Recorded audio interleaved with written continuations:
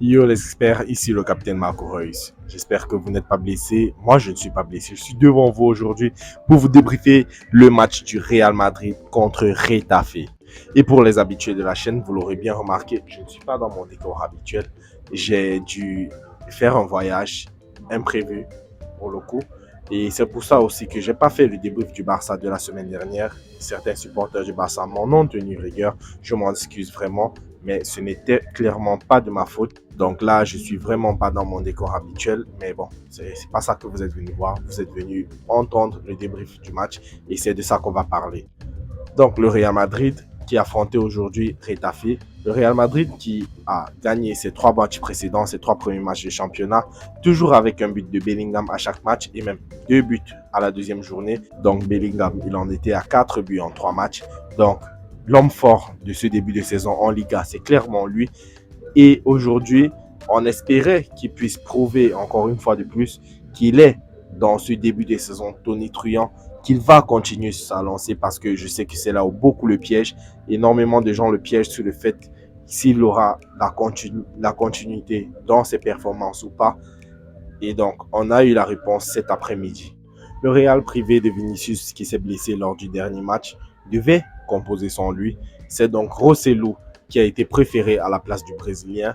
Donc, dans son nouveau schéma habituel 4-4-2 avec Jude Bellingham en 10, derrière Rodrigo et Rosselló. Et puis, bien sûr, le derrière, on connaît déjà tous. Modric prenait place sur le terrain à la place de Fede Valverde. Et voilà, Toni Kroos était sur le banc. Donc, le Real Madrid avançait dans son nouveau schéma habituel maintenant. Bien sûr, Fede n'était pas titulaire aujourd'hui, mais ça ne change rien. Ce milieu est tellement dense que n'importe qui peut prétendre à une place de titulaire là-bas. Et bien sûr, Retafe venait dans son schéma habituel avec Borja Mayoral en pointe. Borja Mayoral, l'ancien du Real Madrid. Aussi, David Soria dans les goals. Et puis, Maximovic et Carles Alenia étaient chargés d'animer le milieu de terrain. Bien sûr, sans surprise, le Real Madrid prenait rapidement le contrôle de la partie dès l'entame du match. Mais ce sont les Blancos qui vont se faire surprendre par les joueurs de Retafe sur une incompréhension entre Fran Garcia et David Alaba. Borja Mayoral a eu le temps de récupérer le ballon et de tromper Kepa qui encaisse là son premier but sous les couleurs du Real Madrid. Ça fait 1-0 pour Retafe dès l'entame du match. Le Real Madrid se devait de réagir. Et justement, la réaction n'a pas tardé à venir par Rodrigo déjà à la 17e minute qui a tenté sa chance mais la frappe est passée au-dessus. Et puis Jude Bellingham qui se fait faucher dans la surface à la 25e minute. Mais l'arbitre a désigné bien entendu d'abord le point de pénalty, mais après il s'est ravisé et il a annulé à cause de la VAR. Bon, après, je ne vais pas entrer dans le débat s'il y avait pénalty ou pas pénalty. Ça reste la décision de l'arbitre. Toujours est-il qu'il n'a pas sifflé de pénalty et le jeu a continué son cours. Le Real Madrid a continué à multiplier les occasions, mais rien n'y faisait. Retafe est resté leader à la pause. À la pause, il menait 1-0 sur la pelouse du Santiago Bernabéu.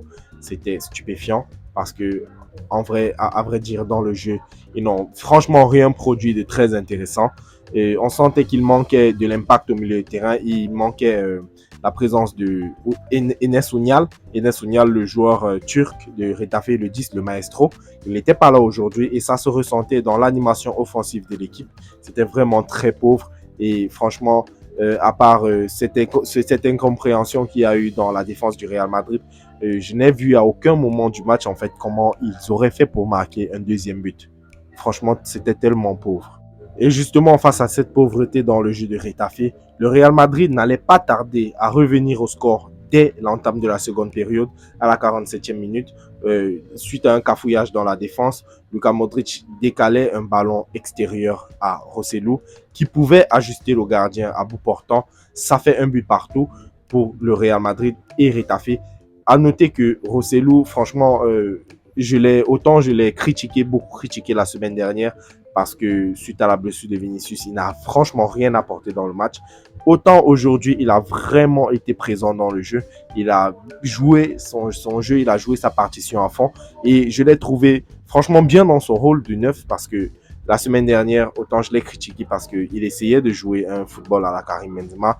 j'ai dit, c'est pas ce qu'on te demande, Rosselló. Tu dois jouer ce que tu connais. Et aujourd'hui, j'ai trouvé qu'il jouait ce qu'il connaissait et était franchement présent dans la surface. Il a fait quelques belles déviations. Il a essayé il s'est essayé à quelques reprises. Mais franchement, David Soria, le gardien de Retafe, était vraiment très fort sur sa ligne aujourd'hui. Il a été élu homme du match. Ce qui est à noter parce que jusqu'ici, Jude Bellingham avait été élu, il avait toujours été élu meilleur joueur du match de tous les matchs qu'il a disputés en Liga, donc des 3 matchs précédents. Donc aujourd'hui, pour la première fois de son histoire en Liga, il n'a pas été élu homme du match. Bon, on va pas juger ça parce que David Soria, il a fait vraiment un excellent match. Il a mérité son titre de MVP. Et franchement, après ce but, on a senti que Retafe, ils ne pouvaient plus rien faire. Ils étaient asphyxiés par le Real Madrid. Ils n'arrivaient plus à sortir de leur moitié de terrain. Le Real les acculait. Les occasions se multipliaient. C'était franchement aberrant. Et Rodrigo, en fait, il a vraiment ébloui ce match de tout son talent, de toute sa classe. Il lui a juste manqué un but pour clôturer tout ça. Bon, il n'a pas marqué, mais non, ça n'enlève pas le fait qu'il ait vraiment fait un grand match. Il a remplacé Vinicius comme il se devait et c'était de bon augure. Toni Kroos aussi qui a fait une très bonne entrée. Fede Valverde aussi qui a fait une très très bonne entrée. Il a failli marquer un but. Il a failli donner une passe décisive. C'était franchement très beau. Il y a aussi une action où Dani Carvajal a failli marquer. Il a touché le poteau. Et jusqu'à la 90e minute, c'était toujours 0-0 entre le Real et Retafe. Le Real qui joue à domicile, hein, on n'oublie pas de rappeler.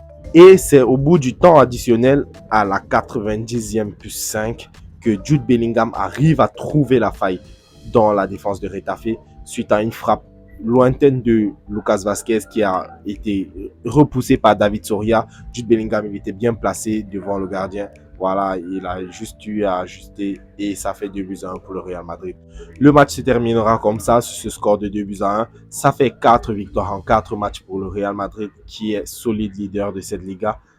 Le Real Madrid qui n'a pas pratiqué le plus flamboyant des footballs aujourd'hui parce que ils ont joué un beau jeu, oui c'est vrai, mais marquer a vraiment été difficile. Bon, il est vrai aussi que Retafe a joué un football franchement haché. Il y avait des fautes de partout. Ils ont pris énormément de cartons et ils jouaient le bus derrière. Donc, c'était vraiment très difficile aujourd'hui pour le Real Madrid qui s'en sort bien, franchement, avec ce 2-1. Ils s'en sortent bien parce que le match aurait bien pu finir sur ce score de 1 but partout. Mais Jude Bellingham, il était encore là. Ça lui fait 5 buts en 4 matchs de Liga. Voilà, il est Pichichi à l'heure actuelle. C'est fou de le dire encore une fois de plus. Franchement, Jude Bellingham, encore éblouissant aujourd'hui. Bon, il n'a pas été le plus éblouissant. Pour moi, j'ai trouvé que Rodrigo, Modric et Kroos ont livré une prestation bien plus aboutie. Donc, voilà, pour moi, si j'aurais dû choisir un MVP, j'aurais plutôt dit Kroos ou Rodrigo. Voilà, mais bon, David Soria, il a mérité son titre de MVP du match, comme on l'a dit. Donc voilà les amis, c'était tout pour ce match aujourd'hui. On se retrouve demain soir pour le match entre Osasuna et le FC Barcelone. Osasuna, mon équipe de cœur, hein, je ne vais pas oublier de vous le rappeler. Donc Osasuna qui sera à domicile contre le Barça. Ça peut donner quelque chose, franchement, le match peut être très beau à regarder. Je vais regarder ce match et puis je vous ferai le débrief juste après. Voilà, c'était tout pour aujourd'hui. Si la vidéo vous a plu les amis, likez-la, partagez-la et puis abonnez-vous à la chaîne si ce n'est pas encore fait. Et on se retrouve demain pour la nouvelle vidéo. Tchuss!